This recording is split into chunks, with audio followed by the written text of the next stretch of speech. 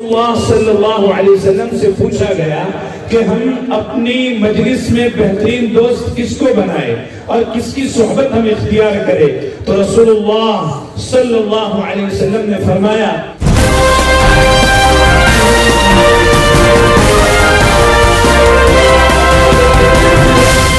اگر آپ نے ابھی تک ہمارا چینل سبسکرائب نہیں کیا تو ابھی سبسکرائب کریں۔ من ذکرکم باللہ من ذکرکم بالآخرت عملو، کہ جس کے عمل سے تمہیں آخرت، وزاد فی علمکم منطقہو، اور جس کی گفتگو سے تمہارے علم میں اضافہ ہوتا ہو، ایسے شخص کو تم دوست بناؤ۔ رسول اللہ صلی اللہ علیہ وسلم نے فرمایا المرء علی دین خلیلہ فلینظر من یخالل، کہ انسان اپنے دین، اپنے دوست کے عقیدے میں ڈھلتا ہے اور اپنے دوست کے ساتھ اسے قیامت کے روز اٹھایا جائے گا، تو اسے چاہیے کہ اچھا دوست اختیار کرے اور اچھی دوستی اختیار کرے۔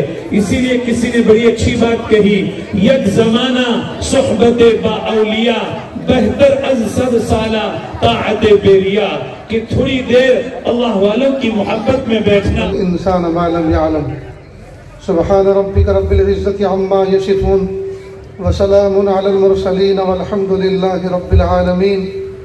اللهم صل على سيدنا محمد وعلى آل سيدنا محمد وبارك وسلم۔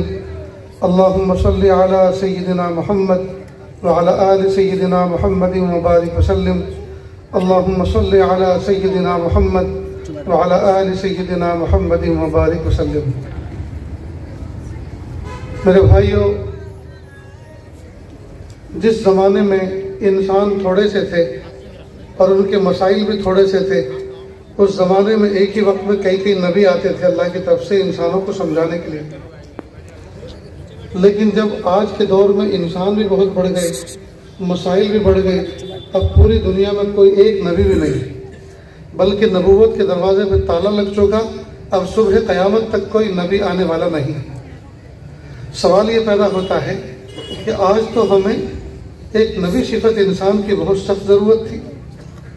کوئی تو ایسا نبی ہوتا دنیا میں جس کے کندھے پہ اپنا سر رکھ کے ہم رو لیا کرتے اور ان کے ہاتھ اٹھوا کر اللہ سے فیصلے اٹھوا لیا کرتے، لیکن اب کوئی بھی نبی نہیں۔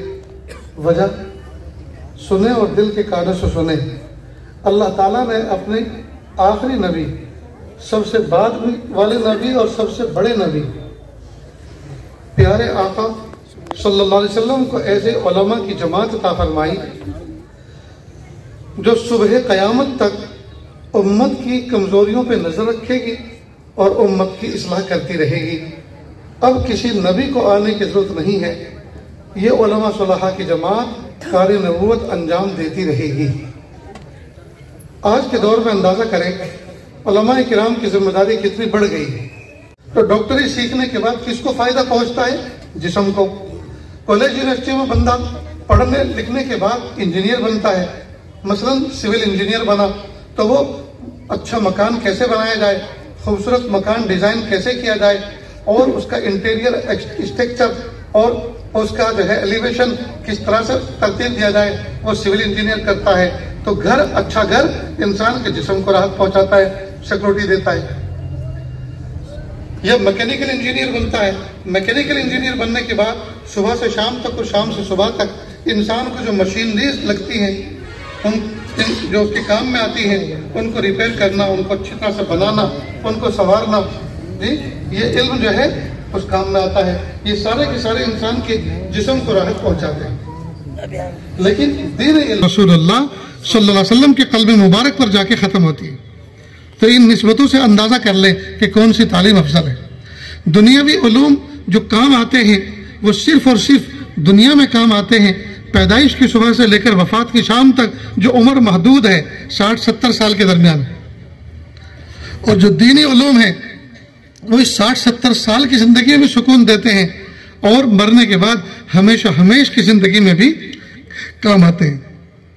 تو اس سے اندازہ لگائیے کہ اللہ رب العزت نے دینی علوم کی اہمیت کو کتنا اہم بنایا ہے۔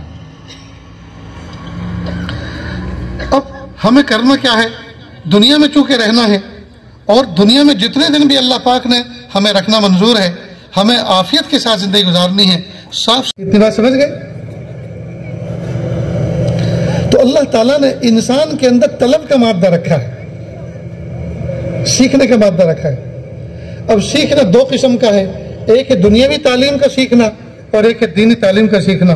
تو دنیاوی تعلیم وہ کالج اور یونیورسٹی میں پڑھائی جاتی ہے، اور دینی تعلیم مدارس عربیہ، مساجد قرآنیہ، مکاتب اسلامیہ میں پڑھائی جاتی ہے۔ اور یہاں ادب سکھایا جاتا ہے کہ استاد کے سامنے کیسے بیٹھنا ہے، ماں باپ کے ساتھ میں کس طرح کا بیہیو کرنا ہے، بڑوں کے ساتھ کیسا ادب احترام کرنا ہے، چھوٹوں پہ کیسے پیار اور شفقت کرنا ہے، راستوں کا حق کیا ہے، ماں باپ کا حق کیا ہے، بھائی بہنوں کا حق کیا ہے، ایک پڑوسی کا حق کیا ہے، اور کسی کو تکلیف نہ دی جائے۔ یہ سارے کے سارے علم سکھائے جاتے ہیں مدارس دینیہ کے اندر۔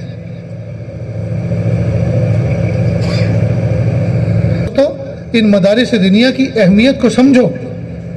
یہاں انسان کو انسان بنایا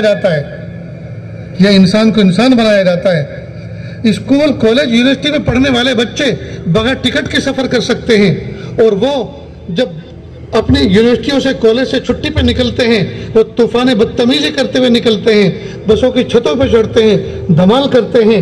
جی ان سے یہ سب امید کی جا سکتی ہے، اس لیے کہ ان کی اصلاح کی تربیت نہیں کی جاتی۔ لیکن ہمارے مدارس میں جب بچوں کی چھٹی ہوتی ہے، ہمارے اساتذہ ہمیں یہ سمجھاتے ہیں کہ بیٹا بس میں جاؤ، ٹکٹ لے کے سفر کرنا، ٹرین میں جاؤ، پہنچا دینا، آگے رکھ دینا، یہ کام کرنا، تمہیں ان کی دعائیں ملیں گی۔ ان کے حلقوں میں بیٹھو، ان کی باتوں کو سنو۔ کئی مرتبہ کوئی ایک بات سامنے والے کی زبان سے نکلنے والی کانوں کے راستے سے دل پر ایسا اثر کرتی ہے کہ زندگی تبدیل ہو جاتی ہے، زندگی بدل کے رہ جاتی ہے۔ ایک نوجوان کے پاس ایک چرسی آیا، نشے کی چیز پینے والا، کھانے والا، اور کہا بھائی بہت طلب آئی ہے، چرس کے لیے کچھ پیسے دے دو۔ اس نے کہا اچھا، گناہ کے لیے مجھ سے پیسے مانگتے ہو؟ خبردار، کھانے کے لیے پیسے دے سکتا ہوں، چرس کے لیے نہیں دے سکتا۔ تو چرسی نے عجیب بات تھا عورتوں کو۔ دوسری طرف مردوں والے حصے سے ایک نوجوان ایک بڑے سے تھال کے اندر بریانی لے کے چلا عورتوں کی طرف دینے کے لیے۔ راستے کے کنارے پر وہ آیا، ٹھوکر لگی اور گر گئی۔ وہ تھال اس کا ہاتھ سے چھوٹ گیا، بریانی ساری راستے پہ گر گئی۔ اب اس نے اس کو جھاڑا، اپنے کپڑے جھاڑے، دوسری لینے کے لیے گیا۔ یہ چرسی اس نے دیکھا کہ بریانی کا ڈھیر لگا ہوا ہے، خوشبودار اور گرم بریانی پڑی ہے۔ اس نے اوپر کی جو فریش تھی، تازہ وہ اس نے کھانا شروع کر دیا۔ کہ میں پیچھے کھڑا ہوا تھا، اس نے مجھے دیکھا اور میں نے اس کو دیکھا، تو اس نے عجیب بات کہی جو میں زندگی میں کبھی بھول نہیں سکتا۔ اس نے مجھے دیکھ کر کہا وہ کھلاتا تو ہمیشہ برتن ہی میں ہے، لیکن آج کل ذرا اس سے انبن چل رہی ہے، آج کل وہ ناراض ہے۔ اور پھر آگے کیا بات کہی؟ ہاں، وہ کریم اتنا ہے، غصہ چاہے جتنا ہو جائے بھوکا کبھی نہیں سناتا۔ وہ کریم اتنا ہے، غصہ چاہے جتنا ہو جائے بھوکا کبھی نہیں سناتا۔ میرے بھائیوں، ایک چرسی کا ایسا یقین اللہ کی ذات پر، وہ نوجوان کہتا ہے میرے دل پر ایسی چوٹ لگی کہ میں اپنے ایمان پر غور کرنے لگا کہ ایک چرسی کا یقین اللہ کی ذات پر اتنا ہے اور میرا یقین اتنا نہیں ہے۔ کئی مرتبہ کچھ لوگ ایسی بات کہہ جاتے ہیں کہ سننے والا زندگی بھر اس کو اپنے دل اور دماغ پہ نقش کر لیتا ہے۔